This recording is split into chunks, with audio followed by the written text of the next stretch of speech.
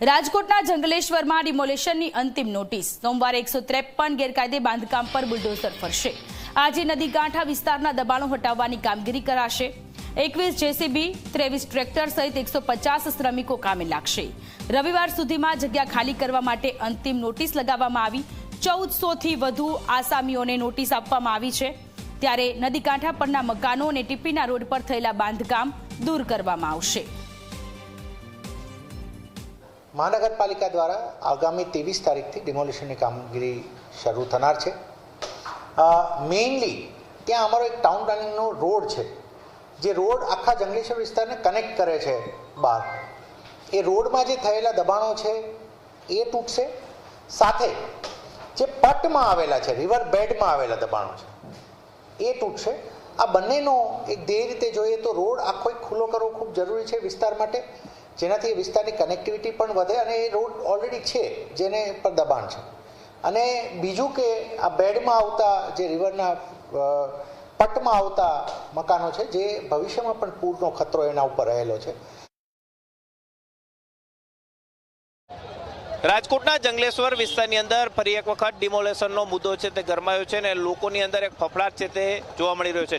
રાજકોટ મહાનગરપાલિકા દ્વારા TP road કાઢવા માટે થઈ અને ડિમોલેશનની કામગીરી છે તે હાથ ધરવામાં આવી છે અને આજે ચિસ્તિયા ચોકથી લઈ અને અલગ અલગ જે વિસ્તારની અંદર આ ડિમોલેશન અને અસરગ્રસ્ત વિસ્તાર આવી રહ્યો છે તેની અંદર અધિકારીઓ દ્વારા અને સ્થાનિક આગેવાનો છે કે તેમના દ્વારા લોકોને સમજાવવાનો પ્રયાસ છે તે કરવામાં આવ્યો છે। 150 જેટલા મકાનો છે, દુકાનો છે તે ડિમોલેશનની અંદર આવી રહ્યા છે। આપણી સાથે ટીપી અધિકારી છે, તેમની સાથે વાત કરીશું। બેન, ડિમોલેશનની નોટિસ આપવામાં આવી છે, ક્યાં સુધીનો સમય છે અને આજે આપ સ્થળ ઉપર આવ્યા છો, કઈ રીતના સમજાવવાનો પ્રયાસ? અમારે સોમવારથી ડિમોલેશન કરવાનું છે એવો અમને આદેશ આપવામાં આવ્યો છે। હવે અમે આજે લતાવશીને જાણ કરવામાં આવ્યું છે કે સરકારે આવો નિર્ણય લીધેલો છે। બેન, કેટલા મકાનો આની અંદર આવી રહ્યા છે અને આ જે ટીપીનો રોડ કાઢવા માટે ડિમોલેશન છે કે કઈ રીતના? ટીપીનો રોડ પહોળા કરવા માટેનું ડિમોલેશન છે। એટલે મને જેટલું કામ આપ્યું છે એટલું અંદાજે 100-125 ઘર હશે, એમાં જેમાં બધું ડિમોલેશન નથી, પાર્સલ થોડું જ આવે છે।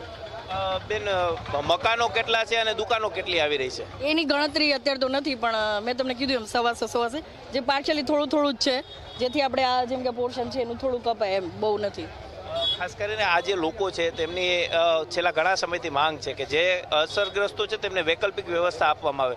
આપણે કોઈ એ અંગે કોઈ ચર્ચા વિચારણા સાહેબ સાથે કરી છે?